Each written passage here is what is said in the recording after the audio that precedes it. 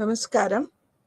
ഞാൻ Rajalakshmi Pillai from Indira Gandhi university കൊച്ചിയിൽ നിന്ന് BHIC 134 യൂണിറ്റ് 5 ആണ് ഇന്നിവിടെ നമ്മൾ ക്ലാസ് എക്സ്പ്ലെയിൻ ചെയ്യാൻ പോകുന്നത്.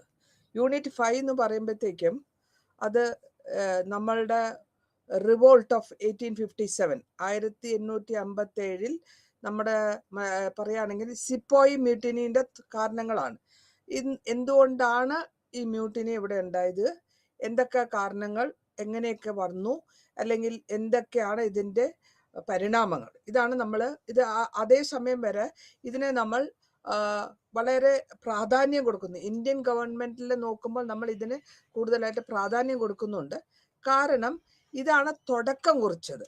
അതായത് നാഷണൽ ഇൻഡിപെൻഡൻസ് ഫ്രീഡം സ്ട്രഗിളിൻ്റെ ഒരു തുടക്കം കുറിച്ച ഇതാണ്. അപ്പം ഇവിടെ നമ്മൾ ഈ കാലഘട്ടത്തിൽ 1857 നമ്മുടെ ഇവിടെ ബ്രിട്ടീഷ് ഗവൺമെൻറ് അല്ല, സാധാരണമായിട്ട് ബ്രിട്ടീഷ് ഗവൺമെൻറ്റിൻ്റെ റൂൾ അല്ല. പക്ഷെ ഇവിടെ ഒരു കൂട്ടം വ്യവസായികൾ ഇന്ത്യയിൽ വരുന്നു. അവര് ബ്രിട്ടീഷ് കമ്പനി, അതായത് വ്യവസായത്തിനുള്ള കമ്പനി, ഈസ്റ്റ് ഇന്ത്യ കമ്പനി എന്നുള്ള ലെവലിൽ കമ്പനി സ്ഥാപിക്കുന്നു. കമ്പനി സ്ഥാപിച്ച് ഇവിടെ നിന്ന് കച്ചവടം നടത്തുന്നു. കച്ചവടം നടത്തുന്നതിൻ്റെ കൂട്ടത്തിൽ ഓരോ സ്ഥലത്തും അവരുടേതായ കഴിവുകൾ ഉപയോഗിച്ച് കൂടുതലായിട്ട് അവരെ താമസിക്കാൻ, അവരുടെ ആധിപത്യം സ്ഥാപിക്കുകയാണ്. അങ്ങനെ സ്ഥാപിച്ചു കഴിഞ്ഞതിന് ശേഷം ഇതിൽ എന്തുകൊണ്ടാണ് ഈ ഒരു മ്യൂട്ടനി അല്ലെങ്കിൽ ഒരു റിവോൾട്ട് അല്ലെങ്കിൽ ഒരു അഭിനിവേശം ഉണ്ടാക്കാനുള്ള കാരണം? അവര് ഇംഗ്ലീഷുകാരെ സംബന്ധിച്ചിടത്തോളം ഇത് ഒരു ചെറിയ കാര്യം. പക്ഷേ ഇന്ത്യൻ ജനതയെ സംബന്ധിച്ചു നോക്കുമ്പോൾ ഇതാണ് നമ്മളുടെ തുടക്കം കുറിച്ച വാറ്, അല്ലെങ്കിൽ ഫസ്റ്റ് വാർ ഓഫ് ഇൻഡിപെൻഡൻസ് എന്ന് പറയാം. ആദ്യമായിട്ട് ഇന്ത്യൻ ചരിത്രത്തിൽ ഇന്ത്യയുടെ സ്വാതന്ത്ര്യത്തിന് വേണ്ടി തുടങ്ങിയ ആദ്യത്തെ യുദ്ധം എഗെയിൻസ്റ്റ് ആരായിട്ടാണ്? ഇംഗ്ലീഷുകാരായിട്ട്. എന്തിനാണ്? അവരിവിടെ അവരുടെ ആധിപത്യം സ്ഥാപിച്ചു. ഓൾ ഇന്ത്യ ലെവലിൽ അവർ ആധിപത്യം സ്ഥാപിച്ചു. അവർ കുറച്ചായിട്ട് കൺട്രോൾ ചെയ്യാൻ തുടങ്ങി. ഇന്ത്യൻ രാജ്യങ്ങളെയും രാജാക്കന്മാരെയും അവരുടെ അധീനതയിൽ കൊണ്ടുവരികയും അവരുടെ താല്പര്യങ്ങൾക്ക് ഉള്ള കാര്യങ്ങൾ അവരെ കൊണ്ട് ചെയ്യിപ്പിക്കുക, അല്ലെങ്കിൽ അവർക്ക് വേണ്ട ബിസിനസ് എത്രത്തോളം അവർക്ക് കച്ചവടം കൂട്ടിക്കൊണ്ടുപോകാൻ പറ്റും, അതായിരുന്നു അവരുടെ ഉദ്ദേശം. അതുകൊണ്ടാണ് ഇതിനെ നമ്മൾ ഒരു നാഷണൽ റിവോൾട്ടായിട്ടോ അല്ലെങ്കിൽ ഫസ്റ്റ് വാർ ഓഫ് ഇൻഡിപെൻഡൻസോ എന്ന് ഭരിക്കാൻ കാരണം, നമ്മളെ സംബന്ധിച്ചിടത്തോളം ഇത് ഒരു ചെറിയ വാറല്ല, ഒരു തുടക്കം കുറിക്കലാണ്.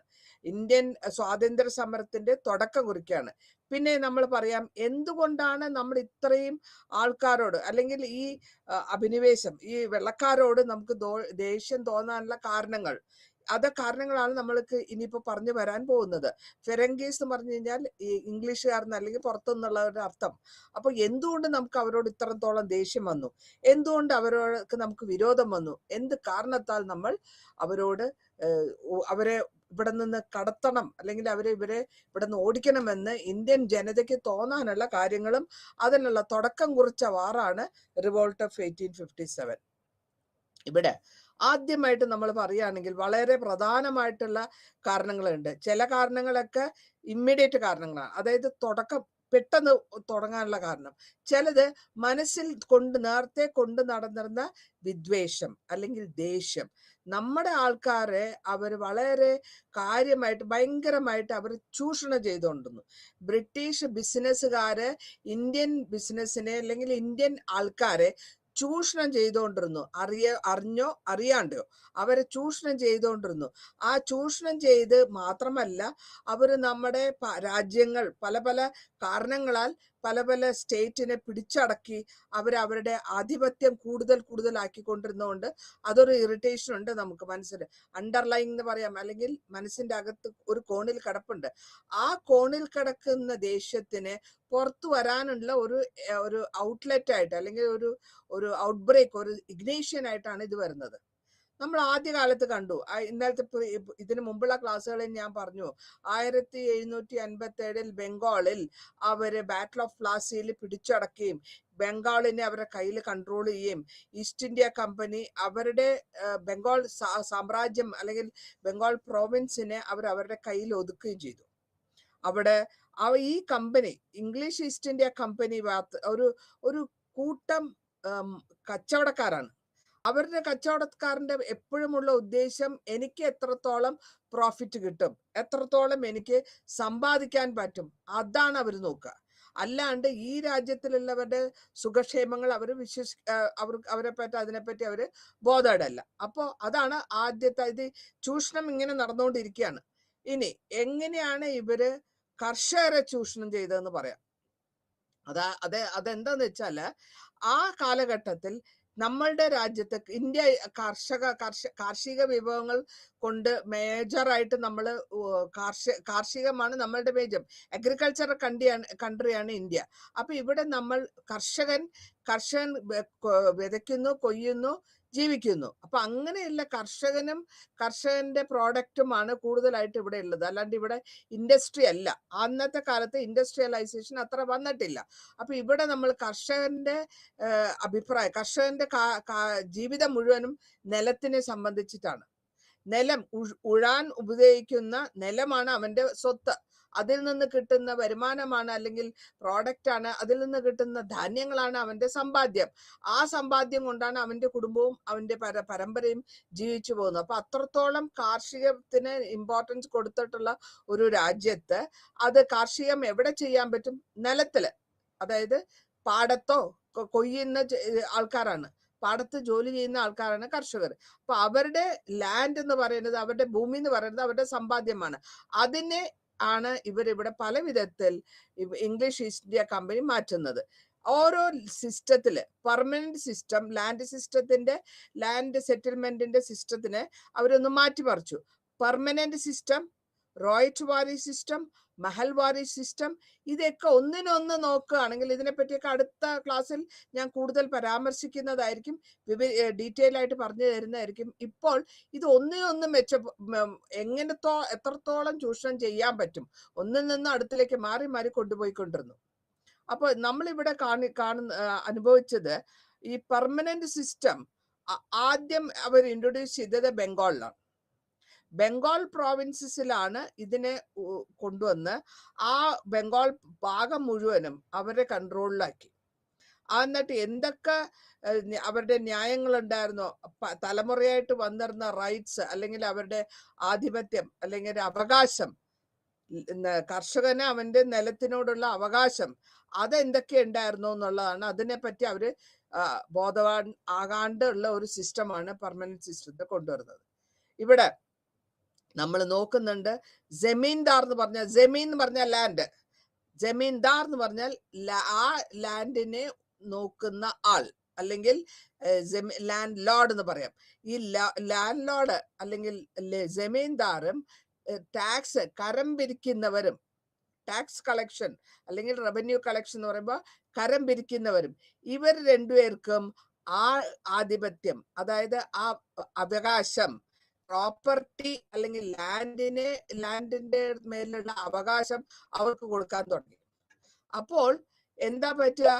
ഈ കർഷകൻ വെറും ഒരു എന്താണ് വാടകക്കാരൻ മാതിരി, അവന്റെ വിശ്വാസം, അവൻ ഇത് എന്റെ മണ്ണ്, എന്റെ സ്ഥലം, എന്റെ പ്രൊഡക്ഷൻ, എന്റെ സ്വത്ത് എന്നുള്ളത് പോയിട്ട് അവിടെ ഒരു വാടകയ്ക്ക് താമസിക്കുന്ന മാതിരി, അതായത് എന്റെ ജോലി ഈ പാടത്ത് അല്ലെങ്കിൽ ഈ ലാൻഡിൽ വിളയിക്കുക, അങ്ങനെ ഒരു സിറ്റുവേഷനിലേക്ക് അവർ കൊണ്ടുവരികയാണ്.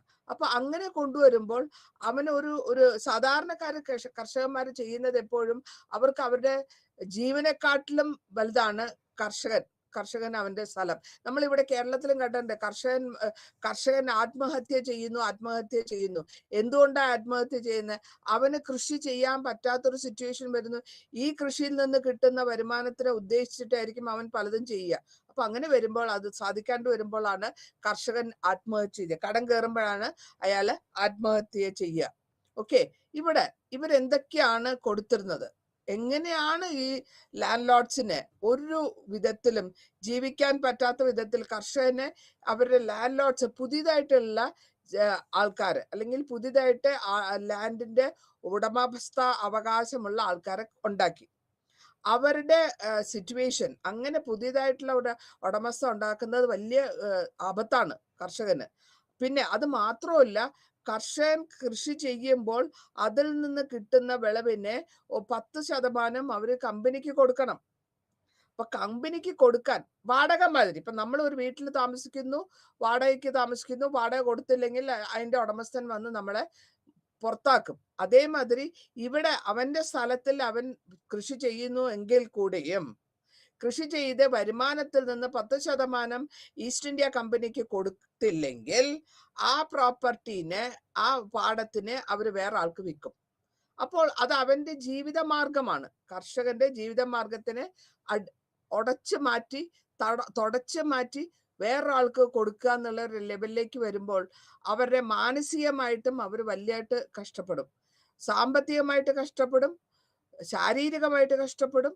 എല്ലാ വിധത്തിലും കർഷകനെ പിഴിഞ്ഞെടുക്കുക എന്നുള്ള ഒരു പോളിസിയാണ് ഈ ഈസ്റ്റ് ഇന്ത്യ കമ്പനി എടുത്തുകൊണ്ടിരുന്നത്. അടുത്ത സ്ലൈഡിലേക്ക് പോവാം. അവിടെ വരുമ്പോഴത്തേക്കും ഒരു കാലഘട്ടത്തിൽ കർഷകൻ ഈ വിളവെടുക്കുക എന്ന് പറയുന്നത് എപ്പോഴും നമ്മൾ പറയാനുള്ള ഒരു ചൂതാട്ടം മാതിരിയാണ്, ഗാമ്പിൾ എന്ന് പറയും. കാരണം ഇതിനെ നമ്മള് വെയിറ്റ് ചെയ്യുന്നത് അല്ലെങ്കിൽ കാണുന്നത്, കർഷകൻ വിത്തിടണമെങ്കിലും വിളവ് നടണമെങ്കിലും മഴേനെയും പലതിനെയും ഡിപ്പെൻഡ് ചെയ്താണ്, നാച്ചുറൽ ആയിട്ട് വരുന്ന കാലങ്ങളെയാണ് ഡിപ്പെൻഡ് ചെയ്ത് ജീവിക്കുന്നത്. അപ്പൊ ഏതെങ്കിലും വിധത്തിൽ ചിലപ്പോ ഒരു സമയത്ത് മഴ തീരെയില്ല, അല്ലെങ്കിൽ ഒരുപാട് മഴ, എക്സസ് മഴ, കൂടുതൽ മഴ പെയ്ത് അവന്റെ വിളവെടുക്കുന്ന സമയത്ത് മഴ പെയ്താൽ അവന് നഷ്ടമാണ്. വിത്തിടുന്ന സമയത്ത് മഴയേ ഇല്ല, ഉണങ്ങി വരണ്ട് കിടക്കുന്ന ഭൂമിയിലേക്ക് വിത്ത് വിതച്ചാൽ വിത്ത് വളരില്ല. അപ്പോൾ അതും അവന് തെറ്റാണ്.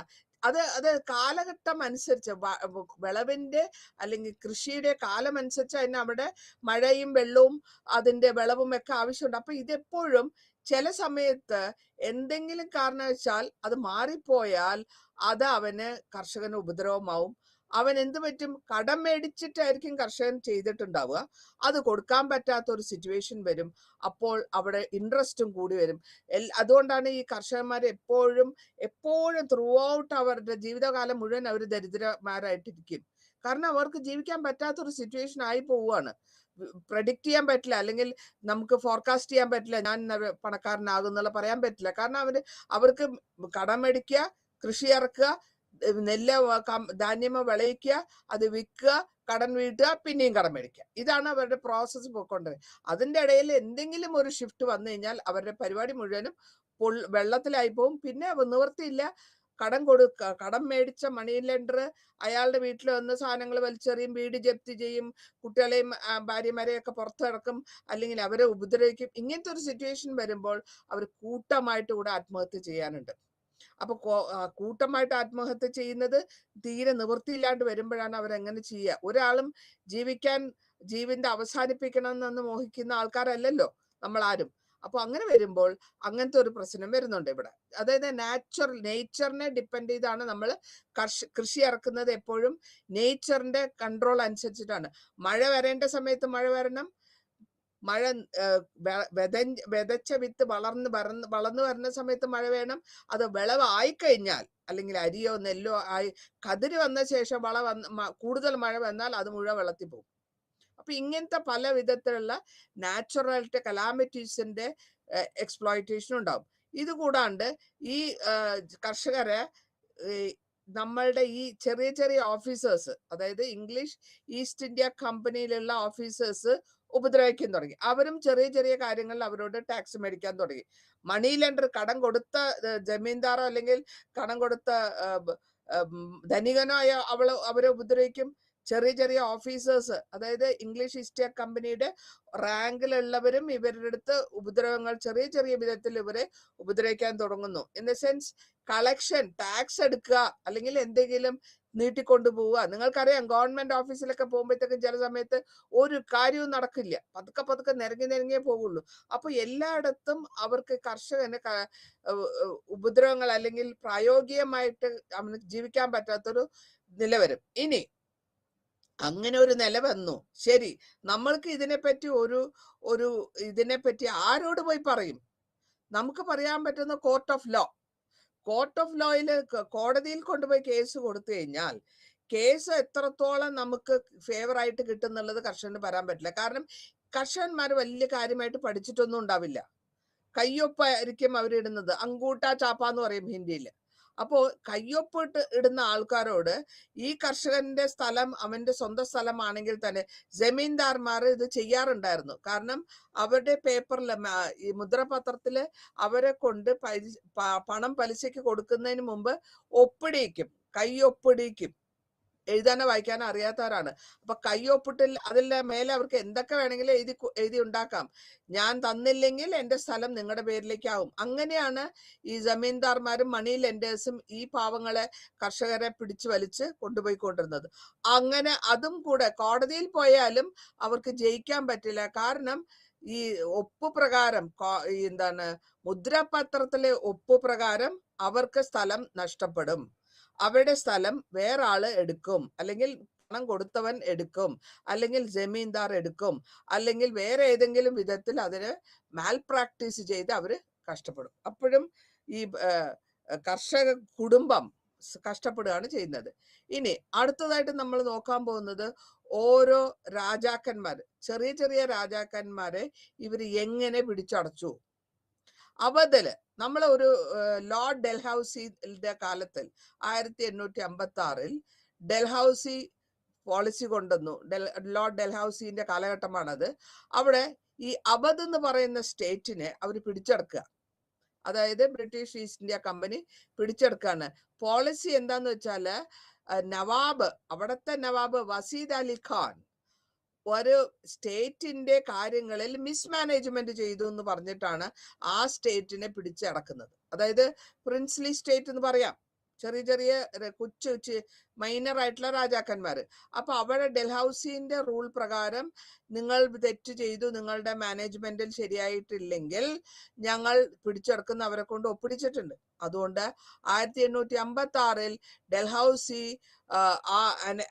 അവധ് എന്ന് പറയുന്ന സ്റ്റേറ്റിനെ, അവധ് എന്ന് പറയുന്ന രാജ്യത്തിനെ പിടിച്ചെടുക്കുമ്പോ പറയുന്ന കാരണം മാനേജ്മെന്റ് ശരിയല്ല, മിസ്മാനേജിങ്, നിങ്ങളെ ഭരിച്ചത് ശരിയല്ല, ശരിയായ വിധത്തിലല്ല നിങ്ങൾ ഭരിച്ചത്, അതുകൊണ്ട് നിങ്ങളുടെ സ്ഥലം ഞങ്ങൾ എടുക്കുകയാണ്. ഇങ്ങനെ പോയി. പിന്നെ അതേമാതിരി തന്നെ സാട്ര 1848 ഇതേ പോളിസിയിൽ അവരെ പിടിച്ചെടുക്കുന്നു.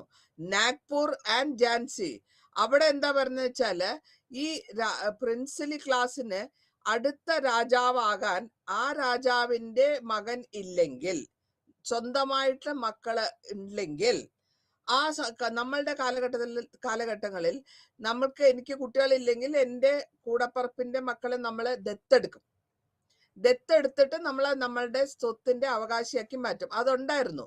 പക്ഷെ ഇവിടെ ഈ ഡൽഹൌസിയുടെ പ്രോബ്ലത്തില് ഇഷ്യൂസിൽ കൊണ്ടുവരുന്നത് നാച്ചുറലായിട്ട് അച്ഛന്, രാജാവിന്റെ മകനായിട്ട് സ്വന്തം മകൻ ഇല്ലെങ്കിൽ, അടുത്ത അവകാശി ഇല്ലെങ്കിൽ നിങ്ങൾ ദത്തെടുക്കാൻ പാടില്ല. ദത്തെടുത്തവർക്ക് അത് എടുക്കാൻ പറ്റില്ല, അല്ലെങ്കിൽ സ്ഥാനത്തിൽ രാജാവാകാനോ അല്ലെങ്കിൽ രാജ്യത്തിന്റെ അധികാരം ഏറ്റെടുക്കാനോ പറ്റില്ല.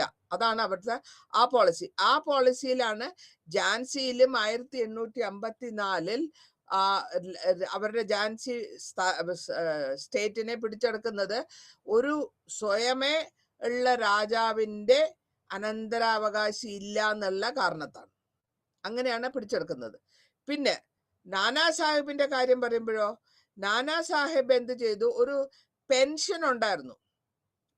പെൻഷൻ കിട്ടിക്കൊണ്ടിരുന്ന പെൻഷന് കൊടുത്തില്ല. ആ പെൻഷൻ ആർക്ക് കൊടുത്തില്ല? ഈ അഡോപ്റ്റഡ്, അതായത് ദത്തെടുത്ത പുത്രൻ പെഷവ ബാജി റാവു സെക്കൻഡ്, ആ അഡോപ്റ്റഡ് സൺ ആണത്, അല്ലെങ്കിൽ ദത്തെടുത്ത പയ്യനാണ് പെഷവ ബാജി റാവു. അത് റെഫ്യൂസ് ചെയ്തു. ആ പെൻഷൻ നാനാക്ക് കൊടുത്തിരുന്ന പെൻഷന് നിർത്തലാക്കി. അപ്പോൾ അവിടെയും പ്രശ്നങ്ങളായി. ആ കാരണം പറഞ്ഞുകൊണ്ട് ആ സ്ഥലവും അവർ പിടിച്ചെടുക്കുക. പിന്നെ പിന്നത്തെ കാര്യം എന്താന്ന് വെച്ചാല്, ഈ ബ്രിട്ടീഷ് കമ്പനിയിലുള്ള ഓഫീസർ എപ്പോഴും അവർ സ്വയമേ വലിയ വലിയ ആഭിജാത്യമുള്ളവർ, അല്ലെങ്കിൽ വലിയ വലിയ എന്തോ വലിയ സ്ഥാനമാനങ്ങളുള്ളവര്, പക്ഷെ ബാക്കിയുള്ള ഇവിടെ ഇന്ത്യയിലുള്ളവരെല്ലാരും മോശമായ ആൾക്കാരും. അത് മാത്രമല്ല, അവരൊക്കെ ഒരു പുച്ഛമായിരുന്നു. അതായത് ഇന്ത്യൻസിനെയൊക്കെ, ഈവൻ രാജാക്കന്മാരെ കൂടെ ഈ ബ്രിട്ടീഷുകാർക്ക് രൂപത്തിലാണ് അവർ പെരുമാറിക്കൊണ്ടിരുന്നത്. അവരോടൊന്നും അധികം ഇടപഴകില്ല. കാരണം അവർക്കൊരു തോന്നല്, ഞങ്ങൾ വെള്ളക്കാരാണ്, സ്കിന്ന്, അല്ലെങ്കിൽ ഞങ്ങൾ ആധിപത്യം കൂടിയവരാണ്, ഞങ്ങൾ വലിയ ആൾക്കാരാണ്, ഞങ്ങൾ വലിയ സാമ്പത്തികമായിട്ട് ഞങ്ങൾ ഇമ്പോർട്ടൻ്റ് ആണ് എന്നുള്ള ഒരു തോന്നൽ മനസ്സിലുള്ളതുകൊണ്ട് താഴ്മയോട്, അല്ലെങ്കിൽ ഇന്ത്യക്കാരോട് അവർ അടുത്ത് ഇടപഴകിയില്ല. ഇടപഴകിയാൽ തന്നെ വളരെ പുച്ഛമായിട്ട് അവരെ ട്രീറ്റ് ചെയ്തിരുന്നു. അങ്ങനത്തെ അതൊരു പ്രാക്ടീസ് അവരുടെ കയ്യിലുണ്ടായിരുന്നു. ഇനി നമ്മൾ അടുത്തതായിട്ട് കാണാൻ പോകുന്നത്, എന്തുകൊണ്ടാണ് ഈ സിപ്പോയ് മ്യൂട്ടിനി ഡെവലപ്പ് ആയത്. ഇത് എന്തുകൊണ്ട് ഡെവലപ്പ് ആയെന്ന് വെച്ചാൽ, സിപ്പോയ് എന്ന് പറഞ്ഞാൽ ബ്രിട്ടീഷിന്റെ, ഇവര് നിങ്ങളൊന്ന് മനസ്സിലാക്കണം, കച്ചവടത്തിന് വന്നവരാണ്. കച്ചവടത്തിന് വന്ന കച്ചവടക്കാര് എന്തിനാണ് ഒരു ഗ്രൂപ്പ് ഓഫ് ആർമി ഉണ്ടാക്കുന്നത്? ഞാൻ ഇന്നലെ ഇതിന്റെ മുമ്പത്തെ ക്ലാസ്സിൽ ഞാൻ പറഞ്ഞു, അവര് കോട്ടകൾ കെട്ടി, ഫോർട്ട് കെട്ടിയിട്ട് അവിടെ ആയുധങ്ങൾ സൂക്ഷിക്കാൻ തുടങ്ങി. കെട്ടുന്ന സമയത്ത് പെർമിഷൻ മേടിക്കുന്നത്, ഞങ്ങൾക്ക് റോ മെറ്റീരിയൽ, സാധാരണ സാധനങ്ങൾ വയ്ക്കാനുണ്ട്, അല്ലെങ്കിൽ ഫിനിഷ് ചെയ്ത സാധനങ്ങൾ പോർട്ടിൽ നിന്ന് കൊണ്ടുപോകുന്നതിന് മുമ്പ് ഇവിടെ പാക്ക് ചെയ്ത് വെക്കാനാണ്. ആ അഭിപ്രായം പറഞ്ഞിട്ടാണ് കോട്ട കെട്ടാനുള്ള പെർമിഷൻ രാജാക്കന്മാർ മേടിക്കുക. അത് കഴിഞ്ഞിട്ട് പിന്നെ അവിടെ ആയുധങ്ങളും പടക്കോപ്പുകളും കൊണ്ടുവന്ന് നിറയ്ക്കാൻ തുടങ്ങി. അപ്പോൾ ഒരു ഗ്രൂപ്പ് ആർമി മാതിരി അവര് അവിടെ ആൾക്കാരെ കൊണ്ടുവന്ന് വെച്ചിരുന്നു. ആ ആർമി, നിങ്ങൾ പിന്നെയും ഞാൻ പറയാണ്, ഇത് കച്ചവടക്കാരാണ്. ഗ്രൂപ്പ് ഈസ്റ്റ് ഇന്ത്യ കമ്പനി കച്ചവടക്കാരാണ്. അവർക്ക് എന്തിനാണ് സോൾജേഴ്സ്, അല്ലെങ്കിൽ അവർക്ക് എന്തിനാണ് ആർമി?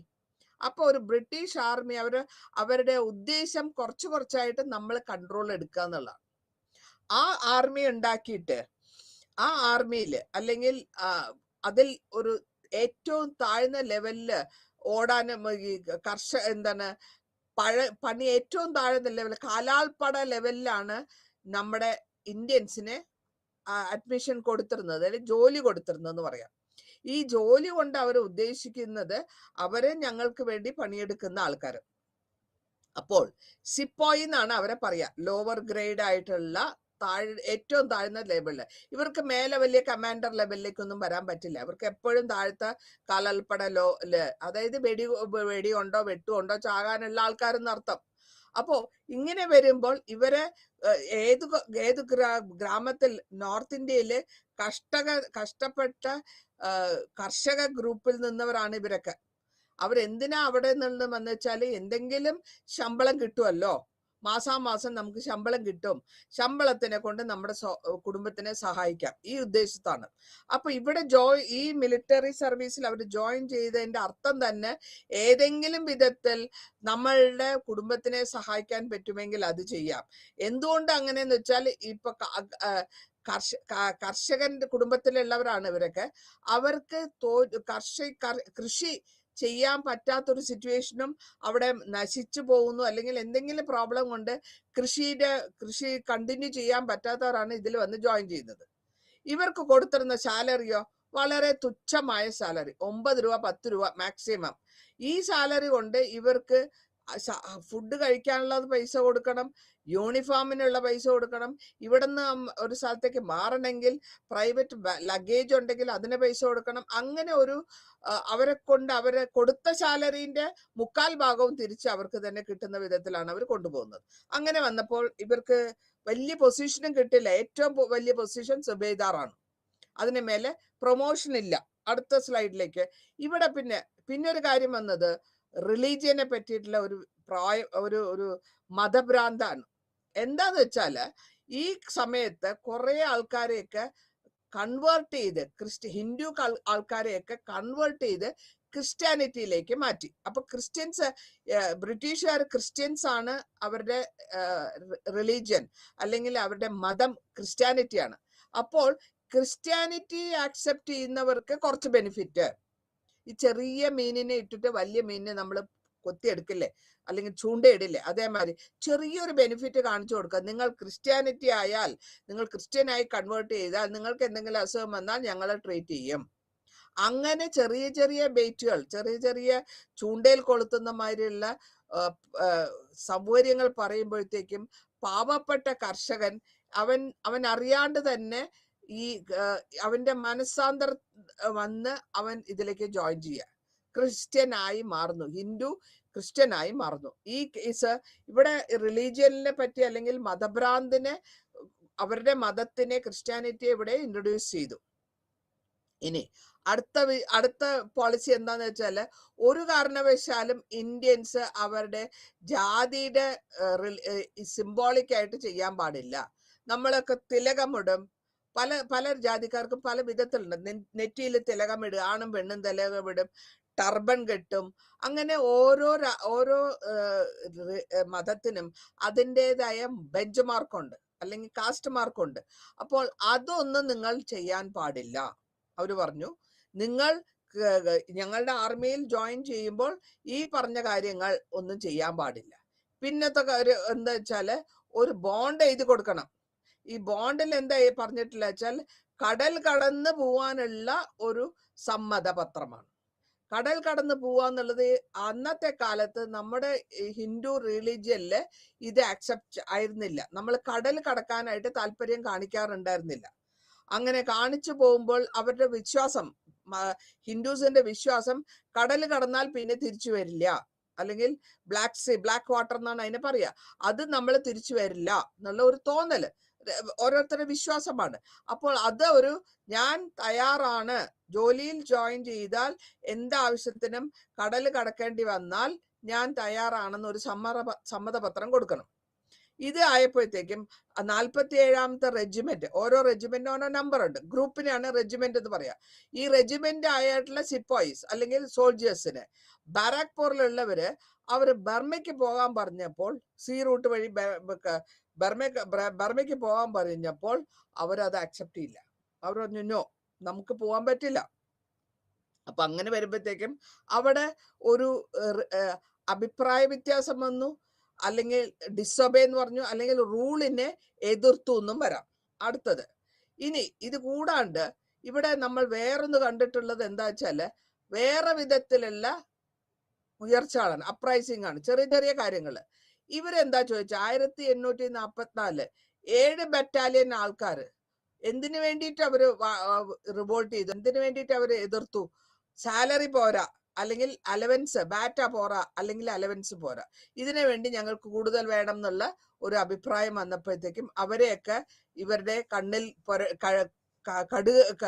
പൊടി വീഴുന്ന മാതിരിയുള്ള, അവർ അത് ഇഷ്ടപ്പെടുന്നില്ല, ഈസ്റ്റ് ഇന്ത്യ കമ്പനി അത് ഇഷ്ടപ്പെടുന്നില്ല. അപ്പോൾ ഈ കമ്പനി എന്താ പറയുന്ന വെച്ചാൽ, അങ്ങനെ ആരെങ്കിലും എതിർത്താൽ ഞങ്ങൾ പറയുന്നത് അനുസരിക്കാൻ നിങ്ങൾ ബന്ധപ്പെട്ടവരാണ്, അതുകൊണ്ട് ഞങ്ങൾ എന്ത് പറഞ്ഞാലും നിങ്ങൾ 100% അനുസരിച്ചോളണം. ഇഷ്ടമുണ്ടെങ്കിലും ഇഷ്ടമില്ലെങ്കിലും നിങ്ങൾ ഈ ആർമിയിൽ ഉണ്ടെങ്കിൽ നിങ്ങൾ അത് അനുസരിച്ചോളണം. ഞങ്ങൾ തരുന്ന സാലറി നിങ്ങൾ ഉപയോഗിച്ചോളണം. ഞങ്ങൾ പറയുന്ന കാര്യങ്ങളൊക്കെ നിങ്ങൾ അണുവിട വിടാണ്ട് കംപ്ലീറ്റ് ആയിട്ട്, അതായത് ബ്ലൈൻഡ് ഒബീഡിയൻസ് ആണ് ഞങ്ങൾ എക്സ്പെക്ട് ചെയ്യുന്നത്. അങ്ങനെ ആരെങ്കിലും എതിർത്താൽ അവരെ ഞങ്ങളുടെ ശത്രുവായിട്ട് കാണും, അല്ലെങ്കിൽ ഞങ്ങള് അവരെ വേണ്ട വിധത്തിൽ അവരെ ഉപദ്രവിക്കും. അങ്ങനെ ഈ ഓരോ കാര്യങ്ങൾ പറയുമ്പോൾ അവരെ എതിർക്കുന്നവരെ അവർക്ക് ഇഷ്ടമല്ല, ഒപ്പോസ് ചെയ്യുന്നവരെ ബ്രിട്ടീഷ് ഈസ്റ്റ് ഇന്ത്യ കമ്പനിക്ക് താല്പര്യപ്പെട്ടില്ല. 1816 തൊട്ട് 32 വരെ ഒരു കുൽച്ച റബല്യൻ നടക്കുന്നുണ്ട്. കോൾ അപ്രൈസിംഗ് ഉണ്ട് 1831. സന്താൽ അപ്രൈസിംഗ് ഉണ്ട് 1855, 56. ഇതൊക്കെ ഈ അപ്രൈസിംഗ് എന്ന് പറയുന്നത് ഒരു വിപ്ലവമാണ്, ചെറിയൊരു വിപ്ലവം. ആ വിപ്ലവങ്ങളിലെല്ലാം എന്താണെന്ന് ഇവർ പറഞ്ഞു വെച്ചാല്, മിലിറ്ററിന്റെ റൂൾസും റെഗുലേഷൻസും പോയിന്റ്സും ഇവരെയൊക്കെ മിലിറ്ററിയിൽ, അല്ലെങ്കിൽ മിലിറ്ററിയിൽ ഡിസൊബേ ചെയ്തു, അല്ലെങ്കിൽ ക്വസ്റ്റ്യൻ ചെയ്തു, അധികാരിയെ ക്വസ്റ്റ്യൻ ചെയ്തു, അധികാരി പറഞ്ഞത് കേട്ടില്ല, അല്ലെങ്കിൽ അവരുടെ norms and condition, rules and റെഗുലേഷൻസിനെ ഇവര് വിപരീതമായിട്ട് വർക്ക് ചെയ്തു. ഇങ്ങനത്തെ കാര്യങ്ങളൊക്കെയാണ് ഇവിടെ വരുന്ന അവരുടെ മേലിൽ ചാർത്താൻ തുടങ്ങിയത്. ഇനി ഇത് ഇങ്ങനെയൊക്കെ ഈ സിറ്റുവേഷൻ ഇങ്ങനെ ഇരിക്കുമ്പോൾ നമ്മൾക്ക് മനസ്സിലാക്കണം എന്തുകൊണ്ടാണ് ഇത് പെട്ടെന്നൊന്ന് ഉണ്ടായത്. ഏത് കാരണത്തിനും ഏത് ഒരു വാറിനും ഇതൊക്കെ നമ്മൾ സാധാരണ യുദ്ധത്തിനെ പറ്റി പഠിക്കുമ്പോൾ 2 കാരണങ്ങൾ പറയാറുണ്ട്. ഒന്ന് അണ്ടർലൈങ് റീസൺസ്, മാനസികമായിട്ടും ശാരീരികമായിട്ടും ഒരു വിരോധം അല്ലെങ്കിൽ വിഷമം ഉള്ള ഒരു സിറ്റുവേഷൻ, അതാണ് അണ്ടർലൈങ് റീസൺസ് എന്ന് പറയാം. പിന്നെ അടുത്തത് ഇമ്മീഡിയറ്റ് റീസൺസ്. നമ്മൾ ഫ്രഞ്ച് റെവല്യൂഷൻ പഠിക്കുന്ന സമയത്തും പറഞ്ഞിട്ടുണ്ട്, ഫ്രഞ്ച് ലൂയി ദ 14th ഭരണത്തിനെ പറ്റിയുള്ള അഭിപ്രായ വ്യത്യാസങ്ങളും ഒക്കെ കാരണങ്ങൾ ഉണ്ടായിരുന്നു. അണ്ടർലൈങ് ആൾക്കാർക്ക് ആ ഭരണാധികാരിന്റെ ഭരണം അത്ര താല്പര്യമായിരുന്നില്ല, പക്ഷെ ഇതേമാതിരി തന്നെ ഇമ്മീഡിയറ്റ് റീസൺസും ഉണ്ടായിരുന്നു. ഇവിടെ പറയുമ്പോൾ ആ വഴക്കുണ്ടാവാൻ അല്ലെങ്കിൽ ഈ വിപ്ലവം ഉണ്ടാവാനുള്ള ഇമ്മീഡിയറ്റ് കോസ് എന്താന്ന് വെച്ചാല്, അതായത് ഒരു ഇഗ്നേഷൻ, ഒരു തീ കൊടുത്താനുള്ള വേണമല്ലോ. ആ തീ കൊടുത്തിയത് ഒരു കാർട്ടേജസ് ഉണ്ട്, അതായത് ഇവരുടെ റൈഫിളിൽ ഇടുന്ന കാർട്ടേജസ്. ഈ ലെസൺസ് ഒക്കെ നിങ്ങൾ ചെറിയ ക്ലാസ്സുകളിൽ പഠിക്കുന്നുണ്ട്, 5ലും 6ലും 7ലും 8ലും ഒക്കെ ഇത് ഡീറ്റെയിൽ ആയിട്ട് ലെസൺസിൽ പഠിക്കുന്നുണ്ട്. കാരണങ്ങള് സിപ്പായി മ്യൂട്ടിനിയെ പറ്റി. എന്തുകൊണ്ടാന്ന് വെച്ചാൽ ആ കാർട്ടേജ് നമ്മുടെ നാട്ടില് ഇന്ത്യയിൽ ആ സമയത്ത് ഹിന്ദുക്കളും മുസൽമാന്മാരും കൂടുതൽ. അതില് ഹിന്ദുവിന് പശു അല്ലെങ്കിൽ അതൊരു വലിയൊരു ഗോമാത എന്നാ പറയാ, അല്ലെങ്കിൽ ഒരു ദൈവത്തിന്റെ സ്ഥാനമാണ് പശുവിനും കൊടുത്തിരുന്നത്. മുസ്ലിംസിന്റെ നോക്കുമ്പോൾ അവര് പന്നീനെ അല്ലെങ്കിൽ പിഗിനെ ഒരു അഗ്ലി ആനിമൽ ആയിട്ടാണ് അവർ കൺസിഡർ ചെയ്യുന്നത്. ഇവിടെ കാരണം ഇതിൽ എന്താ വരുന്നത് വെച്ചാല്, ഈ കാർട്ടേജിന്റെ പുറത്തൊരു കവറുണ്ട്.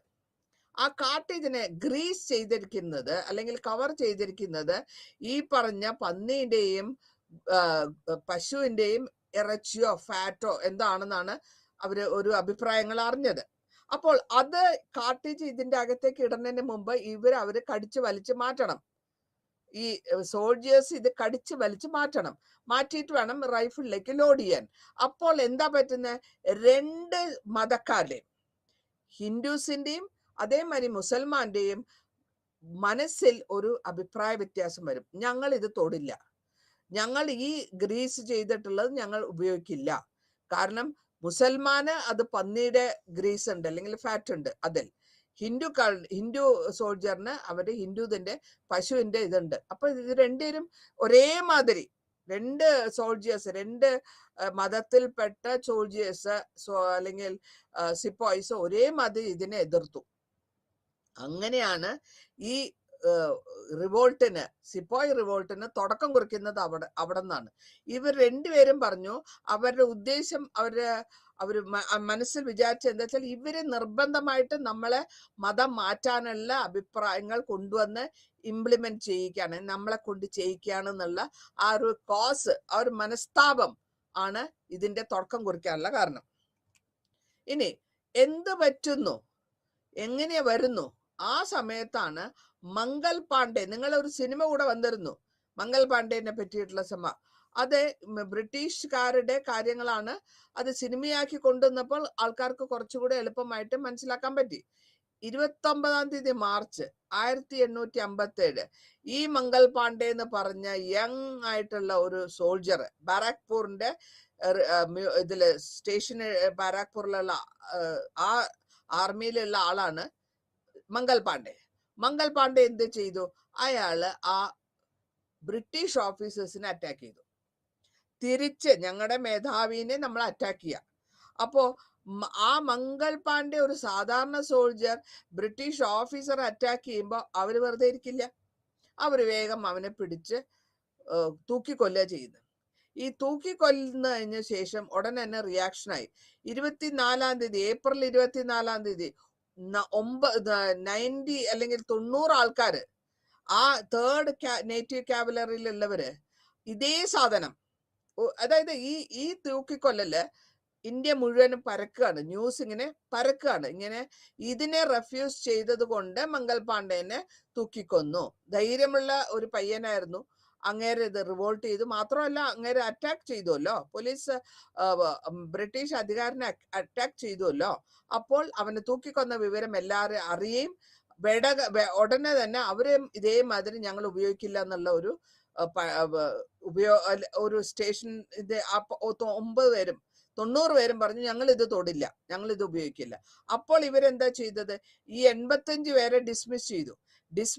ആർമിയിൽ നിന്ന് ഡിസ്മിസും ചെയ്യുന്നു. 10 കൊല്ലത്തെ ഇംപ്രസൺമെന്റ് പണിഷ്മെന്റ് ആയിട്ട് 10 കൊല്ലത്തെ ഇംപ്രസൺമെന്റ് മെയ് 9-ാം തീയതി വരികയാണ്, അവർക്ക് കൊടുക്കുകയാണ്. ഈ 85 പേർക്കും ജോലിയും പോയി, പണിഷ്മെന്റ് 10 കൊല്ലം ജയിലിനുള്ളിൽ. അത് 9-ാം തീയതി വന്നതും 10-ാം തീയതി അടുത്ത ദിവസം തന്നെ 10-ാം തീയതി ഈ ഗാരിസൺ മുഴുവനും അങ്ങോട്ട് ബ്രിട്ടീഷുകാരോട് എതിർക്കാൻ തുടങ്ങി. അതായത് 85 പേരല്ലേ പോയിട്ടുള്ളൂ, ബാക്കിയുള്ളവരുണ്ടല്ലോ അവിടെ. അവർ ഇതേ കാര്യം പറഞ്ഞുകൊണ്ട് തന്നെ ബ്രിട്ടീഷ് ആർമി ഓഫീസേഴ്സോട് എതിർക്കാൻ തുടങ്ങി. അങ്ങനെയാണ് അവിടെ തുടക്കം കുറിക്കുന്നത്. ഇനി ഗുജ്ജാറിന്റെ റിയാക്ഷൻ എന്താന്ന് വെച്ചാല്, അടുത്ത സ്ഥലങ്ങളിലുള്ളവര് ഈ മിലിറ്ററി ബസാസും എല്ലാം സറൗണ്ടിങ് ആയിട്ടുള്ള ഏരിയകളിലുള്ളവരൊക്കെ വന്നിട്ട് ഇത് അവരുടെ വെറുപ്പാണ്, അവരുടെ വെറുപ്പിനെ അവരെ പ്രകടിപ്പിക്കുകയാണ്. ബംഗ്ലാവ് ബേൺ ചെയ്യുക, അല്ലെങ്കിൽ തീയിടുക, എല്ലായിടത്തും പോയി അവരുടെ ഓഫീസേഴ്സൊക്കെ ലൂട്ട് ചെയ്യുക, അല്ലെങ്കിൽ എന്താ പറയാ സാധനങ്ങളൊക്കെ വലിച്ചെടുത്ത് കൊണ്ടുപോവുക. അങ്ങനെ അടുത്തടുത്തുള്ളവരെല്ലാം വന്ന് ഈ റിവോൾട്ട് ഇങ്ങനെ സ്പ്രെഡായി വരികയാണ്. ഓരോ സ്ഥലത്തു നിന്ന് ഓരോ സ്ഥലത്തിലേക്ക് ഇതിങ്ങനെ തീമാരി പടർന്നു പോവാണ്. അപ്പോൾ ഈ സിപ്പോയിസ് എല്ലാം ഗ്രൂപ്പായിട്ട് ചേർന്നിട്ട് മീററ്റിൽ നിന്ന് അവര് ഡൽഹിയിലേക്ക് വരുന്നു. ഡൽഹിയിൽ വന്ന് അപ്പൊ ഡൽഹിയിലുള്ളവരും ഇവരുടെ കൂടെ ജോയിൻ ചെയ്തു.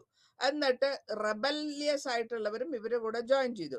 അവരെന്താ ചെയ്ത്, ലാസ്റ്റ് ഓൾഡ് മാനാണ് ബഹദൂർ ഷാ, അങ്ങേരെ പറഞ്ഞു നിങ്ങളാണ് ഞങ്ങളുടെ നേതാവ്, നിങ്ങൾ ഞങ്ങളുടെ നേതാവാണെങ്കിൽ ഞങ്ങളെ നേതൃത്വം തരണം എന്ന് പറഞ്ഞ് 24 മണിക്കൂറിനുള്ളിൽ ഈ ചെറിയ തീയായിട്ട് തുടങ്ങിയ ഈ വിപ്ലവം അങ്ങ് സ്പ്രെഡായി, ഇന്ത്യ മുഴുവനും സ്പ്രെഡായി. ഈ സ്പ്രെഡ് ചെയ്ത് കഴിഞ്ഞപ്പോൾ അതിൻ്റെതായ റിയാക്ഷനും ഉണ്ടാവും. ഈ റിയാക്ഷൻ എന്താന്ന് വെച്ചാല് ആർമി, പോലീസ്, ലോക്കൽ അഡ്മിനിസ്ട്രേഷൻ എല്ലാം കൊളാപ്സ് ആയി. കാരണം ഈ സ്പ്രെഡ് ആകുമ്പോഴത്തേക്കും എല്ലാവരും യുണൈറ്റ് ആവുകയാണ്, ആർമി അഡ്മിനിസ്ട്രേഷനിലുള്ളവരും പോലീസിലുള്ളവരും. പിന്നെ ബംഗാളിലുള്ള ആർമിക്കാരും അവരും വിപ്ലവകാരികളായി. നോർത്ത് വെസ്റ്റ് അവിടെ ഉള്ളവരും അവരെ ആയുധങ്ങളെടുത്ത് ബ്രിട്ടീഷുകാർക്ക് എതിർക്കാൻ തുടങ്ങി. പിന്നെ അലിഗർ, മണിപ്പൂരി, ബിന്ദാസ്പൂർ, ഇറ്റ്വ, മധുര, ആഗ്ര, എല്ലാ സ്ഥലത്തും all over India, east Punjab, എല്ലാ ആർമിയിലുള്ളവരും ഇന്ത്യൻ ട്രൂപ്പിലുള്ളവരൊക്കെ എതിർക്കാൻ തുടങ്ങി. പിന്നെ ഇവരെന്താ ചെയ്ത്, ഖജനാവ് പോയി ലൂട്ടടിക്കും, അല്ലെങ്കിൽ തുറന്നെടുക്കും. ഗവൺമെന്റിന്റെ ട്രഷറി പോയി ലൂട്ട് ചെയ്യാണ്. പിന്നെ മാഗസീൻ എന്ന് പറയുന്നത് ആംസ് ആൻഡ് അമ്യൂണിഷൻസ് ആണ്, അതൊക്കെ എടുക്കുക. തോക്കുകളൊക്കെ എടുത്ത് പുറത്തേക്ക് ഇടുക, അല്ലെങ്കിൽ കോർട്ട് ഹൗസ് ഒക്കെ ബേൺ ചെയ്യുക, ജയിലൊക്കെ പോയി തുറന്നു കൊടുക്കുക. ഇങ്ങനത്തെ പല വിധത്തിലുള്ള ആക്ടിവിറ്റീസ് ആണ് ഈ സിപ്പോയ്സ് അല്ലെങ്കിൽ ഈ സോൾജിയേഴ്സ് ചെയ്യുന്നത്. ധൈര്യമായിട്ട് അവരങ്ങോട്ട് കയറി അറ്റാക്ക് ചെയ്യാണ്. അപ്പൊ അങ്ങനെ വരുമ്പോൾ ഈ ഗവൺമെന്റിന്റെ റെക്കോർഡൊക്കെ തീയിട്ട് നശിപ്പിക്കുക, മണി ലെൻഡേഴ്സിന്റെ റെക്കോർഡ്, എഴുതി വെച്ചിരുന്ന റെക്കോർഡൊക്കെ തീയിട്ട് നശിപ്പിക്കുക. അങ്ങനെ വരുമ്പോൾ റെക്കോർഡ് ഇല്ലല്ലോ, നിങ്ങൾക്ക് നാളെ ഞാൻ തന്നിട്ടില്ല എന്ന് പ്രൂഫ് ചെയ്യാനായിട്ട്. അങ്ങനെ അവരുടെ ദേഷ്യത്തിനെ അവർ പ്രകടിപ്പിച്ചു തുടങ്ങി. അതേസമയം തന്നെ ബ്രിട്ടീഷുകാർ എന്താ ചെയ്ത, അവര് ബ്രിട്ടീഷിന്റെ കോടതി, അല്ലെങ്കിൽ revenue office, revenue records, police stations എല്ലാം കയറി തീയിടലാണ് കൂടുതൽ തീയിട്ടാണ് കത്തിക്കുന്നത്. കാരണം ഇത് കത്തിപ്പോയി കഴിഞ്ഞാൽ അവർക്ക് അതിനെപ്പറ്റി പിന്നെ ഒന്നും ചെയ്യാൻ പറ്റില്ല, അത് റെക്കോർഡില്ല. അപ്പൊ അങ്ങനത്തെ സ്പ്രെഡിങ് ആണ് ഇതിന്റെ റിയാക്ഷൻ എന്താന്ന് നോക്കാം. ഈ റിയാക്ഷൻ ആയിട്ട് എന്ത് വരുമ്പോഴത്തേക്കും ഈ എല്ലാ കൊളോണിയൽ സിമ്പിൾസ് ആയിട്ടുള്ള ഇതൊക്കെ അവർ നശിപ്പിക്കാൻ തുടങ്ങി. അതായത് ഓരോ സ്ഥലത്തും ഞങ്ങൾ നേരിട്ട് വന്നില്ലെങ്കിൽ കൂടിയും ഞങ്ങളുടെ സിമ്പതികൾ, എല്ലാ മനുഷ്യരും, എല്ലാ മതജാതിയിലുള്ളവരും ഈ കൊളോണിയൽ എതിർത്ത് കൊളോണിയൽ പവറിന് അല്ലെങ്കിൽ അവരോട് ഈ വ്യവസായം ബിസിനസ് നടത്തിക്കൊണ്ടിരിക്കുന്ന ബ്രിട്ടീഷ് ഈസ്റ്റ് ഇന്ത്യ കമ്പനിയെ വെറുക്കാൻ തുടങ്ങി. അത് മാത്രമല്ല, അവർക്ക് ഇത് തുടച്ച് മാറ്റണം എന്നുള്ള ഒരു അഭിപ്രായം വന്നു. അപ്പൊ അവര് പറഞ്ഞു, നമ്മള് ഡൽഹി പോവാം, ഡൽഹിയില് ഹെഡ്ക്വാർട്ടേഴ്സ് പോയി ചലോ ഡൽഹി എന്നുള്ള ഒരു പോളിസിയില് അവര് എല്ലാരും മാർച്ച് ചെയ്ത് വരികയാണ്. അവിടെ ഡൽഹിയിലുള്ളവരോടും ഇവരോട് കൂടെ ജോയിൻ ചെയ്യാൻ വരും. ഏതെങ്കിലും വിധത്തിൽ ഏത് വിധമായാലും ബ്രിട്ടീഷ് ട്രൂപ്പിന് റോങ് ഇൻഫർമേഷൻ കൊടുത്ത് അവർ മാറി മാറി പോയിക്കൊണ്ടിരുന്നു. കാരണം ഹിന്ദു മുസ്ലിം യൂണിറ്റി, ഹിന്ദുസും മുസ്ലിം യൂണിറ്റി ബായ് ബായ് എന്നുള്ള ആ ബന്ധം അവർ വളരെ സ്ട്രോങ് ആയിട്ട് നടന്നിരുന്ന സമയത്താണ് ഈ സിപ്പോയ് മ്യൂട്ടിനി തുടങ്ങുന്നത്.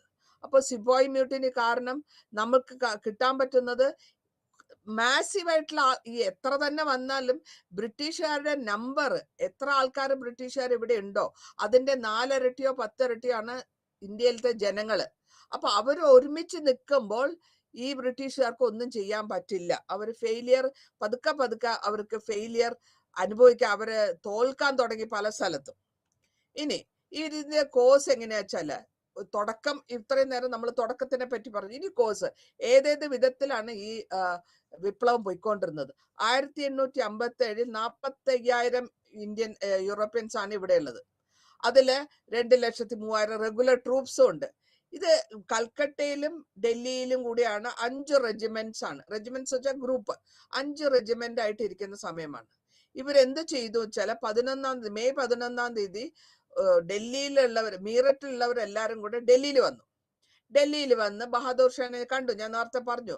എന്നിട്ട് അങ്ങേരെ വെരി എൽഡർലി പേഴ്സൺ ആണ്, പ്രായമായ എംപറർ ആണ്, ലാസ്റ്റ് റൂളർ ആണ് മുഗൾ ഡൈനാസ്റ്റിന്റെ. അങ്ങേരെ ഷേൻഷാ ഓഫ് ഹിന്ദുസ്ഥാൻ, ഷേൻഷാ എന്ന് പറഞ്ഞാൽ രാജൻ അല്ലെങ്കിൽ ചക്രവർത്തി എന്നുള്ള അർത്ഥത്തിലേക്ക് അങ്ങേരെ ഞങ്ങളുടെ നേതാവ് ബഹാദൂർ ഷാ എന്ന് പറഞ്ഞ് അവര് പ്രൊക്ലെയിം ചെയ്യാണ്. ഇനി അടുത്ത സ്റ്റേജിൽ എന്താ പറയുക, ജൂണില് പല സ്ഥലത്തും ചെറിയ ചെറിയ കാര്യങ്ങളില് ചെറിയ കൺട്രികളിലും ഇതേമാതിരി മ്യൂട്ടിനീസ് തുടങ്ങാൻ തുടങ്ങി. ലക്നൌവില്, ബലന്തപൂരില്, എറ്റ്വായില്, മധുരയില്, ബരേലിയില്, കാൺപൂരില്, ഝാൻസിയില്, നിമാച്ചില്, മൊർദാബാദില്, സരൻബാദില്, എല്ലാ സ്ഥലത്തും നോർത്ത് ഇന്ത്യ മുഴുവൻ അങ്ങ് സ്പ്രെഡ് ചെയ്ത് ഈ വിപ്ലവം പെട്ടെന്ന് പരക്കുകയാണ്. കാട്ടുതീമാരി പരന്ന് അവർ യൂണൈറ്റ് ആകുകയാണ് ആൾക്കാരെല്ലാം കൂടെ. ജൂൺ ഫസ്റ്റ് വീക്ക് ആകുമ്പോഴത്തേക്കും മിഡിലായത്, ജൂണിന്റെ പാതിയും സെപ്റ്റംബറും 1857 ആകുമ്പോഴത്തേക്കും ഗ്വാളിയാറില്, മോവാല്, സിലാഘട്ടില്, ബീഹാറില്, ദാനാപൂരില്, ഖസരാബാദില്, റാഞ്ചിയില്, ബഹൽപൂരില്, നാർക്കോട്ടില്, ജബൽപൂരില് ഇത് സ്പ്രെഡായി. അപ്പോൾ എല്ലാവർക്കും അവർക്ക് മനസ്സിലാക്കാൻ തുടങ്ങി, നമ്മളെ ഇവര് ചൂഷണം ചെയ്യുന്നു എന്നുള്ളത് അവർക്ക് മനസ്സിലാക്കാൻ തുടങ്ങി. നമ്മൾ ഒരുമിച്ച് നിന്നാൽ ഇവരെ പുറത്താക്കാൻ പറ്റുന്നുള്ളതും അവർക്ക് മനസ്സിലായി. അപ്പൊ അവരെ ഒരുമിച്ച് ജോയിൻ ചെയ്യാൻ തുടങ്ങി. ഇനി ഈ കോഴ്സില് ഇവര് ഗംഗയിൽ നിന്ന് മീററ്റിലേക്കും ഡൽഹിയിൽ ഒരു ചെറിയ ഗ്യാപ്പ് ഉണ്ട്. ആ ഗ്യാപ്പിന്റെ ഇടയിൽ ഓരോ സ്റ്റേഷനിലും ഓരോ സ്ഥലത്തും പോയി പറഞ്ഞ് മനസ്സിലാക്കി ആൾക്കാർക്കും അവയർനെസ് കൊടുത്ത് ഇങ്ങനെ പറഞ്ഞ് ജോയിൻ ചെയ്യിക്കുമ്പോഴത്തേക്ക് എല്ലാവരും കൂടെ ജോയിൻ ചെയ്യാണ്. 30 1857 ഒരു ടോട്ടൽ ഡിസ്ട്രക്ഷൻ എന്നുള്ള ഒരു റൂമർ ഉണ്ടാക്കി. അതായത് നോർത്ത് ഇന്ത്യയിലെ മുഴുവനുള്ള വെള്ളക്കാരെയും ഞങ്ങള് നശിപ്പിക്കുന്നുള്ള ഒരു ഫാൾസ് റൂമർ ഉണ്ടാക്കി. അതായത് വ്യാഖ്യാതി എന്ന് പറയാം, അല്ലെങ്കിൽ ഒരു ഫാൾസ് അജണ്ട ഉണ്ടാക്കി പറയുകയാണ്. ഈ റൂമർ എന്തുകൊണ്ടാണ് ഈ റൂമർ വരുന്നതെന്ന് വെച്ചാല്, ബ്രിട്ടീഷുകാരുടെ അഭിപ്രായത്തിൽ ഇന്ത്യക്കാര് മോശക്കാരാണ്, അവരെ നമുക്ക് തുടച്ചു നിൽക്കണം. മാത്രമല്ലെങ്കിൽ അവർക്കൊരു തോന്നൽ, ഇന്ത്യക്കാർക്കൊരു തോന്നല് നമ്മളുടെ റിലീജിയൻ നമ്മളെ മാറ്റും, അവരെല്ലാരും ഞങ്ങളെ ക്രിസ്ത്യാനിയാക്കി മാറ്റാൻ പോവാണ് എന്നുള്ള ഒരു തോന്നല്. അപ്പൊ ഈ 2 ആക്ഷൻസ് കൂടെ ഇവര് ഓരോരുത്തരെയും റിക്രൂട്ട് ചെയ്ത് കൊണ്ടുവരുമ്പോഴത്തേക്കും അവർക്ക് പറ്റുന്ന ഒരു മനസ്സിൽ തോന്നുന്ന ഒരു തെറ്റായ ധാരണയാണ്. പിന്നെ ഇവരെന്താ ചെയ്തെന്ന് വെച്ചാല്, ഏതേത് സ്ഥലങ്ങളിലൊക്കെ ഇവർ താമസിക്കുന്നുണ്ടോ ആ താമസ സ്ഥലങ്ങളൊക്കെ നശിപ്പിക്കാം. പിന്നെ ബ്രിട്ടീഷുകാരുടെയും ഗവൺമെന്റ് ട്രഷറിയും ജയിലും എല്ലാം പിടിച്ച, ജയിലിൽ നിന്ന് ആൾക്കാരെ പുറത്തേക്ക് ഇറക്കുമ്പോൾ ഓൾറെഡി ജയിലിന്റെ അകത്ത് കിടക്കുന്നവർക്ക് ബ്രിട്ടീഷ് ബ്രിട്ടീഷ് ഈസ്റ്റ് ഇന്ത്യ കമ്പനിയോട് എതിർപ്പുള്ളവരാണ്. അവർക്ക് ഇവരോട് ഇവരെ ഫ്രീ ആക്കുമ്പോൾ ഇവരോട് സന്തോഷമേ വരുള്ളൂ. അങ്ങനെ അവരും ഇവരുടെ കൂടെ ജോയിൻ ചെയ്യുന്നു കോഴ്സ്. ഇനി ഇതിൽ സാധാരണക്കാരുടെ കോൺട്രിബ്യൂഷൻ എന്താ നോക്കാം. സാധാരണക്കാരായിട്ടുള്ളവര് എങ്ങനെയാണ് ബ്രിട്ടീഷ് ഈ റിവോൾട്ടിനെ അല്ലെങ്കിൽ വിപ്ലവത്തിനെ സപ്പോർട്ട് ചെയ്തത്?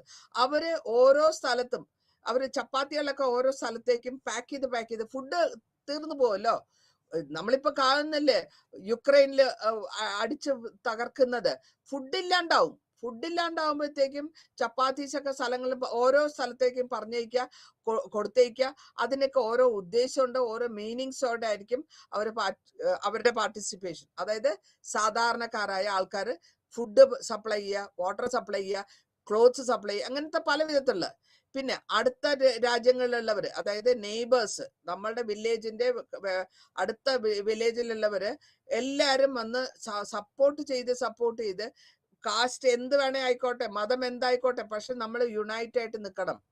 യുണൈറ്റ് ആയിട്ട് നിന്നാൽ മാത്രമേ നമുക്ക് അവരെ ബ്രിട്ടീഷ് ഈസ്റ്റ് ഇന്ത്യ കമ്പനിയെ എതിർക്കാൻ പറ്റുള്ളൂ എന്നുള്ള ആ അവയർനെസ് മനസ്സിലാക്കി.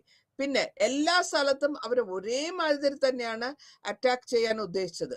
എല്ലാ സ്ഥലത്തിലുമുള്ള കോഴ്സ് എടുക്കുക, അല്ലെങ്കിൽ ടാക്സ് കളക്ടേഴ്സിനെ പിടിക്കുക, കോർട്ട് ഒഫീഷ്യൽസിനെ പിടിക്കുക, അവരുടെ കയ്യിലുള്ള പോലീസിനെ കൊടുക്കുക, അല്ലെങ്കിൽ ബനിയ എന്ന് പറയുന്നത് ഈ ലോൺ കൊടുക്കുന്ന ആളാണ്, നമ്മൾ പലിശക്കാരൻ എന്ന് പറയും ഇവിടെ. അവരെ പിടിക്കുക, അവരുടെ കയ്യിൽ നിന്നുള്ള സാധനങ്ങൾ സ്വത്തൊക്കെ നിർബന്ധമായിട്ട് എടുത്തുകൊണ്ട് പോകും. അങ്ങനെയാണ് ചെയ്യുന്നത്.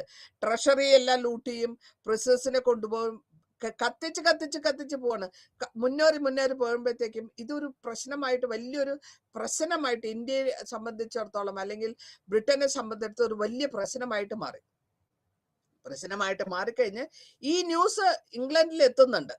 ഈ ന്യൂസ് ഇങ്ങനെ ഇംഗ്ലണ്ടിൽ കച്ചവടക്കാരായിട്ട് വന്നവർ എന്തിനാണ് അവിടെ ഈ അടിമത്വം അല്ലെങ്കിൽ അവരെന്തിനാ പിടിക്കാൻ പോയെന്നുള്ളതാണ് ക്വസ്റ്റ്യൻ.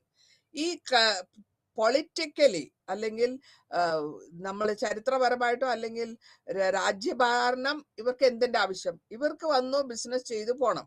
അപ്പോൾ ഇവർക്ക് പണം ഉണ്ടാക്കുന്നത് കൂടെ അല്ലാണ്ട് രാജ്യം പിടിച്ചെടുക്കാനുള്ള ഒരു തോന്നൽ വന്നു. അതാണ് അവിടെ കൂടുതലായിട്ട് വന്നത്. അപ്പോഴാണ് റിയാക്ഷൻ വരുന്നത് ബ്രിട്ടീഷ് ഗവൺമെന്റിന്റെ. ഈ ഇൻസ്റ്റിറ്റ്യൂഷൻസ് നമ്മൾ പറയുന്നു എന്തൊക്കെയാണ് ഇവരൊക്കെ ഡൽഹി ക്യാപ്ചർ ചെയ്ത് കഴിഞ്ഞപ്പോഴത്തേക്കും, ഡൽഹി അടക്കി കഴിഞ്ഞപ്പോൾ അവർ അടുത്ത രാജ്യങ്ങൾക്കൊക്കെ ഈ റൂളേഴ്സ് ഒരു മെസ്സേജ് കൊടുക്കും, ഞങ്ങളെ സപ്പോർട്ട് ചെയ്യണം. റബൽസ് എന്ന് പറയുന്നത് വിപ്ലവകാരികൾ മറ്റുള്ള രാജാക്കന്മാരോടൊക്കെ സഹായം അഭ്യർത്ഥിക്കാൻ തുടങ്ങി. ഞങ്ങളെ സഹായിക്കുക, എല്ലാ വിധത്തിലും സഹായിക്കുക. പിന്നെ ഡൽഹിയില് കോർട്ട് അഡ്മിനിസ്ട്രേറ്റർ ഉണ്ടാക്കി. അതിൽ 10 മെമ്പർ ഉണ്ട്. ഈ 10 മെമ്പറിൽ നിന്ന് 6 പേര് ആർമിയിൽ നിന്നുള്ളവരായിരിക്കണം. അങ്ങനെ ഒരു ഓർഡർ ഉണ്ടെന്നു. 4 പേര് പുറത്തുനിന്നുള്ളവരും അടുത്ത ഡിപ്പാർട്ട്മെന്റിൽ നിന്നുള്ളവരും. പക്ഷെ എങ്ങനെയൊക്കെ ഇൻസ്റ്റിറ്റ്യൂഷൻസ് ഉണ്ടാക്കിയാലും ഇത് എങ്ങനെ പ്രാപ്തിപ്പെടുത്തണം എന്ന് വെച്ചാൽ വോട്ടിംഗ് വെച്ചിട്ട് വേണം ഇത് നടത്തിക്കൊണ്ടുവരാൻ. എന്ത് ഡിസിഷൻ എടുക്കുമ്പോഴും അതിന് ഒരു മെജോറിറ്റി വോട്ടിംഗ് കൊണ്ടുവരണം. അതാണ് ഉദ്ദേശിച്ച കാര്യങ്ങൾ. ഇനി ഈ വിപ്ലവകാരികൾ വെച്ചിട്ടുള്ള കണ്ടീഷൻ ഒന്ന്, എന്ത് ഓർഡർ ഡൽഹിയിൽ നിന്ന് വന്നാലും അനുസരിച്ചിരിക്കണം. 3, വസിയർ ഈ ആർമിയുടെ സെലക്ട് എടുക്കുന്ന ആളായിരിക്കണം വസിയർ. ആർമി ഓഫീസേഴ്സിനെ അപ്പോയിന്റ് ചെയ്യുമ്പോൾ അവരുടെ ആർമിയുടെ സമ്മതം മേടിച്ചിരിക്കണം. ഇതാണ് ഇവർ പറഞ്ഞ റെബൽസ്, അതായത് വിപ്ലവകാരികൾ പറഞ്ഞിട്ടുള്ള ഓർഡർ അല്ലെങ്കിൽ കണ്ടീഷൻ. ഇവിടെ നമ്മള് അവതിലുള്ള റെബല്ലിയസ് ആയിട്ടുള്ള എക്സിക്യൂട്ടീവ് സ്ട്രക്ചർ വേറെ 2 കാര്യം കൂടെ പറഞ്ഞു. അതെന്താന്ന് വെച്ചാൽ decision making, separate decision making. ഒരു ബ്യൂറോക്രാറ്റും അല്ലെങ്കിൽ ഒരു സ്ഥാനാധിപതിയും കോർട്ട് ഒഫീഷ്യലും ഒരു ഓർഗനൈസേഷനോ പേയ്മെന്റ്സോ നടത്താൻ പാടില്ല. ഒരു മിലിറ്ററി സെല്ലില് സിപ്പായിസിനെയും റെബല്ലിയസിനെയും കോർട്ട് ഓർഡറിൽ കൊണ്ടുവരാൻ പാടില്ല. ഇങ്ങനെയാണ് അവരുടെ കണ്ടീഷൻ. ഓക്കെ, അടുത്ത് ഇനി ഇവര് എന്തൊക്കെ മെത്തേഡാണ് അഡോപ്റ്റ് ചെയ്തതെന്ന് നോക്കാം. ഓരോ മെത്തേഡും താലൂക്ക്ദാർ എന്ന് വെച്ചാൽ താലൂക്ക് ഓഫീസർ എന്ന് പറയാം. അവിടെ ഒരു ആൾ താലൂക്ക്ദാർ ഒന്നും ഇല്ല. അപ്പൊ അങ്ങനെ വരുമ്പോ താലൂക്ക്ദാർ എന്ന് പറയുന്ന ഓഫീസേഴ്സ് ഇല്ലാത്ത സ്ഥലത്ത്, ജമീന്ദാർ ഇല്ലാത്ത സ്ഥലത്ത് ലാൻഡിനെ പറ്റിയുള്ള റിവോൾട്ട്, സ്ഥലകാലങ്ങളിലുള്ള റിവോൾട്ടിനെ എങ്ങനെ കൊണ്ടുപോകാം, അവിടെ ഗൈഡ് ലൈൻസ് കൊടുത്തു. സിപ്പായിമാര് എങ്ങനെ പെരുമാറണം, കമാൻഡേഴ്സ് എങ്ങനെ ഓപ്പറേറ്റ് ചെയ്യണം എന്നുള്ള ഗൈഡ് ലൈൻസ് ഇവര് റബൽസ് ഉണ്ടാക്കി. അത് കഴിഞ്ഞിട്ട് ഇവര് പറഞ്ഞു ഈ റൂളേഴ്സ്, അതായത് ഏതേത് അഭിപ്രായങ്ങൾ നമ്മൾ എടുക്കുന്നോ അതിനെ ഓർണമെന്റ്സ്, ഈ സമയത്തൊന്നും ഇവർക്ക് ശമ്പളമൊന്നും ഇല്ല. ആ സമയത്ത് ഓർണമെന്റ്സിനെയും കോയിൻസ് ആക്കി മാറ്റി ഇതിനെ ഒരു വിധത്തില് ട്രൂപ്പിന്റെ സഹായത്തിന് വേണ്ടി ഉപയോഗിക്കുക. ഇനി ഇവിടെ ഇങ്ങനെ ഒരു സിറ്റുവേഷൻ വരുമ്പോൾ സപ്രഷൻ ഉണ്ടാക്കുകയാണ്. കോളനിയിലുള്ള ബ്രിട്ടീഷുകാര് അവരെ അടിച്ചമർത്താൻ നോക്കും. സപ്രഷൻ എന്ന് വെച്ചാൽ അടിച്ചമർത്തുക. ഓക്കെ, അത് നോക്കുമ്പോഴത്തേക്കും എന്ത് വിധത്തിലാണ് ഒറ്റപ്പെട്ട് കിടക്കുന്ന ദൂരത്തുള്ള ഒറ്റപ്പെട്ട് കിടക്കുന്ന സ്ഥലങ്ങള്, പെഷവാറ്, കോലാപൂര്, സിംഗാപ്പൂർ, മെഡ്രാസ് എല്ലാത്തിനെയും അടിച്ചമർത്തി അവരെ നിർത്താൻ പറ്റി. 39,000 ആൾക്കാര് ട്രൂപ്പിന് ഇവിടെ നിന്ന് ഷിപ്പ് ചെയ്തു. ലണ്ടനിൽ നിന്ന് ഒരു ഇൻഫർമേഷൻ വന്നു അവരെ കൊണ്ടുപോകാൻ. അവര് കൊണ്ടുപോയി. സപ്രഷനാണ് അടുത്തത്. മ്യൂട്ടനീസ്, അതായത് ഈ ഫൈറ്റ് ചെയ്യുന്നവരെ പുറത്താക്കുക, ഓടിച്ചു കളയുക. ആറയെന്നും ഗയെന്നും ഗസിയാബാദെന്നും ബഹാറിൽ നിന്നും ഓടിച്ചു മാറ്റി. റബല്യസ് ആയിട്ടുള്ള റബൽസിനെ ലക്നൌവിലേക്ക് മാറ്റി. പിന്നെ റബൽസിന് ഏറ്റവും കുറവായിട്ടുള്ള ഇത് കൊടുക്കുക, ആംസ് ആൻഡ് അമ്യൂണേഷൻസ് കൊടുക്കുക. വർക്ക്ഷോപ്പ് ഒന്നും ഇല്ല, അവർക്ക് റിപ്പയർ ഇല്ല, അപ്പൊ ഗൺസും ഇല്ല. പിന്നെ ഇതൊക്കെ പ്ലാന്റ് അറ്റാക്ക് ചെയ്യുന്നത് ഒരു ബ്രിട്ടീഷുകാരെ മാറ്റാൻ മതി. പ്രോബ്ലംസ് ആണെങ്കിൽ റബൽസ് ഫേസ് ചെയ്ത പ്രോബ്ലംസ് എന്തൊക്കെയാന്ന് വെച്ചാല്, റാണി ഝാൻസി വഴക്കിന്റെ കൂടെ വാർ ഫ്രണ്ടില് മരിക്കുകയാണ്. അപ്പൊ ലീഡർ, ആ നല്ല ലീഡർ ആയിരുന്നു, അവര് പോയി. നാനാ സാഹിബ്, അങ്ങേര് അഡോപ്റ്റഡ് സൺ നാനാ സാഹിബും ലീഡർ ആയിരുന്നു, പെഷവ, ലാസ്റ്റ് പെഷവ. അങ്ങേരുടെ മ്യൂട്ടനിയില് അങ്ങേര് അവിടെ നിന്ന്, ഇതൊക്കെ പ്രോബ്ലംസ്. കാരണം ഒരു നേതാവില്ലെങ്കിൽ താഴെയുള്ളവർ പെട്ടെന്ന് മാനസികമായിട്ട് തളർന്നു പോകും. അങ്ങേര് നേപ്പാളിലേക്ക് പോയി. കുൻവർ സിംഗ് ആറാലുള്ളവര് ഇവിടെ ഫൈറ്റിങ്ങില് 1858 ഗാസിയാപൂർ ഫൈറ്റിങ്ങിൽ വെച്ച് മരിക്കുന്നു. ബേഗം ഹസരത് മഹൽ അവരും ഇവിടെ നിന്ന് നാടിനെ വിട്ടിട്ട് സ്വയരക്ഷാർത്ഥം നേപ്പാളിലേക്ക് പോകുന്നു. അപ്പോൾ ഈ പ്രോബ്ലംസ് മലവി അബ്ദുള്ള, ഒരു ബോർഡറിലുള്ള രോഹിൽഖണ്ഡില് അങ്ങേരും ജൂണില് 1858 മരിച്ചു പോന്ന്. താന്തിയ തോപ്പ് ജുന കൽപ്പിയില് ഗ്വാളിയറിലെത്തിയെങ്കിലും നർമ്മദ ക്രോസ് ചെയ്ത് വരുമ്പോഴത്തേക്കും അങ്ങേരെ അവിടെ വെച്ച് പിടിക്കുകയും അങ്ങേരെ കൊല്ലുകയും ചെയ്യുന്നു 1859. അപ്പോൾ ഈ പറഞ്ഞ മേൽപ്പറഞ്ഞ കാര്യങ്ങൾ അല്ലെങ്കിൽ അവരുടെ ഇഷ്യൂസ് ഒക്കെ ഈ റബൽസ് ഇവർക്ക് വളരെ കാര്യമായിട്ട് അത് അഫക്ട് ചെയ്യും. അവർക്ക് സപ്ലൈ ഇല്ല, ലീഡർ ഇല്ല, കമ്മ്യൂണിക്കേഷൻ, അങ്ങോട്ടും ഇങ്ങോട്ടും കമ്മ്യൂണിക്കേഷൻ കൊടുക്കാൻ പറ്റുന്നില്ല, അവർ പോകും. അപ്പോൾ ഇതൊക്കെയാണ് കാരണങ്ങൾ. ഇത് കഴിഞ്ഞ ശേഷം എന്താ പറ്റുന്ന വെച്ചാല് 1857 ഈ പ്രശ്നങ്ങൾ നമ്മുടെ ബ്രിട്ടീഷിലെത്തും. ബ്രിട്ടീഷ് കൺട്രോള് അവർ തിരിച്ചൊരു ഓർഡർ കൊടുത്തു, നിങ്ങൾ ഈ പ്രിൻസ്ലി സപ്പോർട്ടിന് റിവോൾട്ട് ഉണ്ടാക്കി ഒരു കാരണവശാലും അവരുടെ കാര്യങ്ങളിൽ തലയിടരുതെന്ന് പറഞ്ഞൊരു അഡോപ്ഷൻ കൊടുത്തു. ഇനി ലാൻഡ് ലോഡ്സ് എങ്ങനെയായിരുന്നു എന്നുള്ളത്, അവരുടെ ലാൻഡിന്റെ സ്ഥലങ്ങളൊക്കെ കോൺഫിസ്കേറ്റ് ചെയ്ത് എടുക്കുകയാണ്. ആ ലാൻഡ് എടുത്തു കഴിഞ്ഞതിന് ശേഷം 17 ലക്ഷം രൂപയുള്ള ലാൻഡിനെ എടുക്കുക, എന്നിട്ട് ദാനം കൊടുക്കുക. ലാൻഡിന്റെ സ്ഥലം പിടിച്ചെടുക്കുക, പിന്നെ അത് ദാനമായിട്ട് റിവാർഡായിട്ട് കൊടുക്കുക. റിവാർഡായിട്ട് കൊടുക്കുമ്പോഴും അതിനെ ഏറ്റവും വലിയതായിട്ട് നോക്കിയത് ലാൻഡ് ലോഡ്, വലിയ പണക്കാരെയാണ് നോക്കി കൊടുത്തത്. പിന്നത്തെ കാര്യം, ഈ പ്രോപ്പർട്ടി റൈറ്റ്സ് നിങ്ങൾക്കില്ല ഒരു കാരണവശാലും. ലക്നൌവിൽ ഒരു പ്രൊക്ലമേഷൻ ചെയ്തിട്ട് ലാൻഡ് പ്രോപ്പർട്ടി ടാക്സ് നിർത്തി. പ്രിൻസുമാരെ എങ്ങനെയാണ് കൺട്രോൾ ചെയ്തത്? ക്വീൻസ് പ്രൊക്ലമേഷൻ, ഇത് ബ്രിട്ടീഷ് ക്വീനിന്റെ പ്രൊക്ലമേഷൻ ആണ്. അവിടെ നിന്ന് ഒരു ഡിക്ലറേഷൻ വന്നു, ഒരു കാരണവശാലും ഇനി എക്സ്റ്റെൻഡ് ചെയ്യാൻ പാടില്ല, ടെറിട്ടറി എക്സ്റ്റെൻഡ് ചെയ്യാൻ പാടില്ല. ഒരു കാരണവശാലും ഈ ഡോക്ട്രിൻ ഓഫ് ലാപ്സോ അല്ലെങ്കിൽ ബാക്കിയുള്ളതോ അഡോപ്ഷൻ ചെയ്യാൻ പാടില്ല ടെറിട്ടറിയും മോണിറ്ററി ബേസിസിലും രാജാക്കന്മാരെയോ ഉപദ്രവിക്കാൻ പാടില്ല. അങ്ങനെ ഒരു ഓർഡർ വന്നു. ഓർഡർ വന്നിട്ട് ഇവിടെ ലാൻഡ് ഡിസ്ട്രിബ്യൂഷൻ എങ്ങനെ ചെയ്യുന്നത് വെച്ചാല് 22,658 വില്ലേജ് തിരിച്ചവർക്ക് കൊടുക്കാണ്. ആർക്ക്? താലൂക്ക്ദാർ. എന്തിനാ കൊടുക്കുന്ന? അവര് നമ്മളോട് ലോയലായിട്ട് നിന്നത് കൊണ്ട് അവർക്ക് തിരിച്ചു കൊടുക്കുക. പിന്നെ ഏറ്റവും കൂടുതലായിട്ട് താൽക്കാലി സെറ്റിൽമെന്റ് വഴി വില്ലേജിലുള്ളവരെ അവധ് ഡിസ്ട്രിക്റ്റിലുള്ളവർക്ക് ഒപ്പോസിഷൻ വരുന്നു.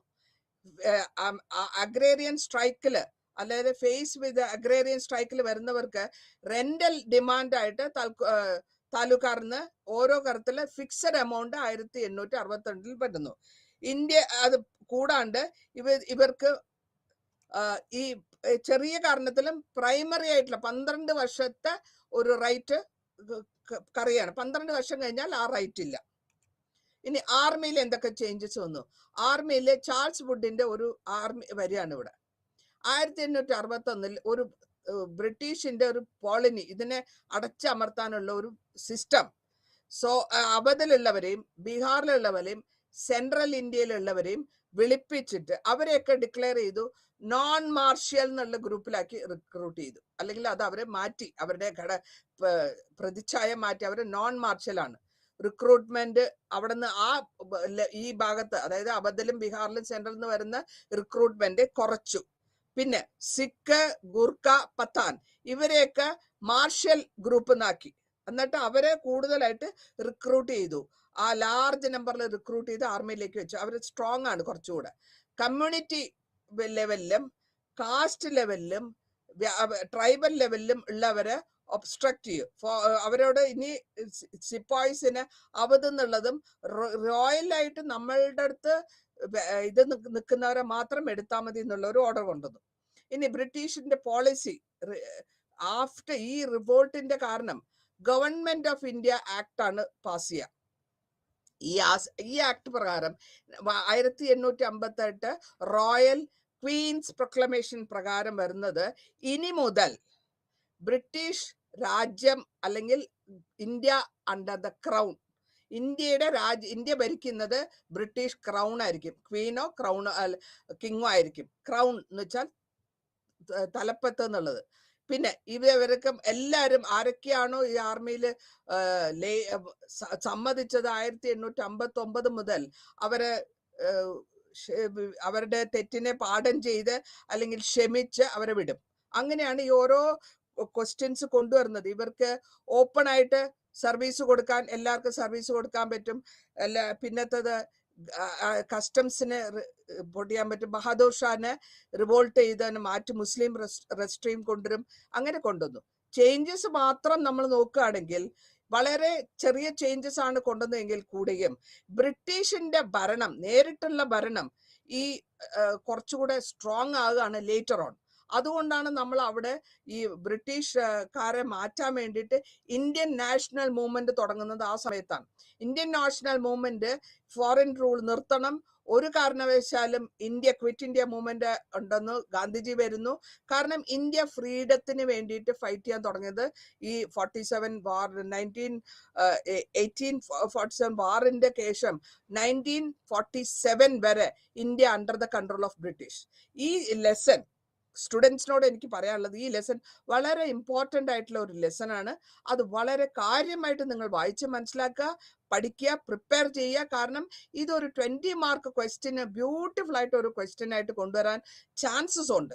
അതുകൊണ്ട് നിങ്ങൾ എത്രത്തോളം ഇതിൽ ഡീപ്പായിട്ട് വായിച്ച് മനസ്സിലാക്കി നിങ്ങളുടെ സ്റ്റഡി മെറ്റീരിയലൊക്കെ നല്ല വൃത്തിയായിട്ട് വായിച്ചു വരെ ഒരു യുദ്ധത്തിന്റെ തുടക്കം, കാരണങ്ങൾ, അണ്ടർലൈൻ കാരണങ്ങൾ, ഇമ്മീഡിയറ്റ് ആയിട്ടുള്ള കാരണങ്ങൾ, അത് കഴിഞ്ഞ് യുദ്ധം എങ്ങനെ തുടങ്ങിക്കഴിഞ്ഞിട്ട് അത് ഏത് വിധത്തിൽ പുരോഗമിച്ചു, എങ്ങനെ പുരോഗമിച്ചു, അത് കഴിഞ്ഞിട്ട് ആ പുരോഗമനം കഴിഞ്ഞ് ആ വാറിനെ എങ്ങനെ കൊണ്ടെന്ന് അവസാനിപ്പിച്ചു, ആ വാറ് കഴിഞ്ഞ ശേഷം അതിൽ എന്തായിരുന്നു അതിന്റെ പരിണാമം, വാറിന്റെ ശേഷം ഈ യുദ്ധത്തിന്റെ അവസാനം എന്തായിരുന്നു, അവിടെ വരുന്നത് ബ്രിട്ടീഷ് അണ്ടർ ദ ക്രൗൺ ആണ്. ബ്രിട്ടീഷ് ക്രൗണിന്റെ കീഴിൽ നമ്മൾ ഭരിക്കപ്പെടുന്നു. അതായത് ക്വീൻ ആണ് ആ സമയത്ത് ബ്രിട്ടനിലെ എംപറസ്. അപ്പൊ അവരുടെ കൺട്രോളിൽ വരുമ്പോ ആ സമയത്തും പിന്നെ നമ്മൾ കാണുന്നത് സീരിയസ് മാറ്റേഴ്സ് ആണ്. സീരിയസ് മാറ്റേഴ്സ് വന്നു കഴിയുമ്പോഴാണ് സീരിയസ് ആയിട്ടുള്ള നമ്മൾ പറയും ഇംഗ്ലീഷിൽ from from the fire to the from the pan to the fire എന്നുള്ള മാതിരി ഈ അടുപ്പിൽ നിന്ന് തീയിലേക്ക് വീഴുന്ന മാതിരി കുറച്ചുകൂടെ കഷ്ടങ്ങളാണ് നമ്മൾ അനുഭവിക്കുന്നത്. ആ കഷ്ടനഷ്ടങ്ങൾ അനുഭവിച്ചത് കൊണ്ടാണ് നമ്മൾ ഇന്ത്യൻ സ്വാതന്ത്ര്യ സമരം തുടങ്ങാനും നാഷണൽ മൂവ്മെന്റ് തുടങ്ങാനുള്ള കാരണമായിട്ട് വന്നത്. ഇതോടുകൂടി ഈ ചാപ്റ്റർ 5 വളരെ ഇമ്പോർട്ടന്റ് ചാപ്റ്റർ ആണ്. അത് നല്ല വൃത്തിയായിട്ട് പഠിക്കുക, പ്രിപ്പയർ ചെയ്യുക. നന്ദി, നമസ്കാരം.